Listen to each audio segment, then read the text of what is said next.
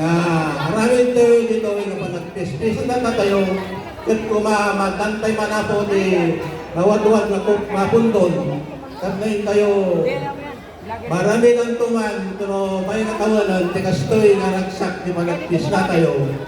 Salamat namin kada kayo nga nagtoy nagtangarabay nagtangarong bagiti nagtumabay nga nagkakatoy di sabsabali nga lugar ako kamabaan di pa nagpista tayo di daya kumay galal na ako ang bakasyon at ngayon kayo nga tatanglay kada ito'y ngarabay ako.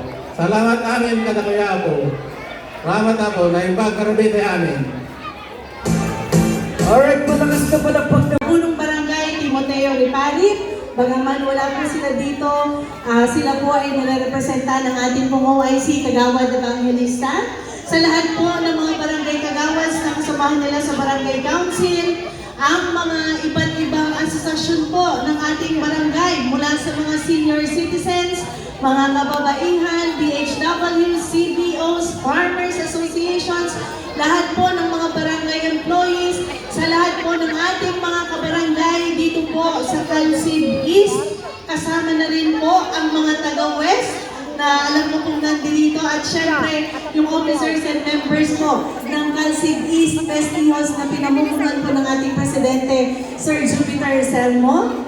At sa lahat po ng mga nandito, mga bisita, balikbayan kung meron man po, ladies and gentlemen, isang masaya at maliming na gabi po sa ating lahat. Pwede po ba akong humiling? Isang malakas na palakpak! Ayan, happy fiesta po, Barangay Calcid East. Maraming salamat po sa inyong espesyal na imbitasyon. Alam niyo po ba, nasa buong probinsya ng Pangasinan, piling-piling mga bayan lamang po ang nakakapagdaos ng kapiestahan sa mga barangay. At sa mga piling-piling bayan yon, isa po ang bayan ng Aguilar na napakapalad na nakakapagdaos po ng kapiestahan. Katulad po dito sa Barangay Calcid at dito po sa Calcid East, mapalad po kayo dahil naituloy po na may daos ang kapiestahan po natin. Dahil alam naman po natin yan, ang fiesta ay isang tradisyon na sa barangay na talagang hindi pwedeng ipagdiwang dahil ito po ang nagbibigay saya sa ating pong barangay at sa lahat po ng ating mga kabarangay. Kaya naman ngayong gabi, kitang-kita naman po natin kung paano po pinaghandaan ng ating pong barangay council. Kakaibang saya po ang hatid sa ating mga kabarangay dahil bukod sa may tugtugan, sayawan, may mga iba't ibang intermission number of presentation ng iba't ibang grupo.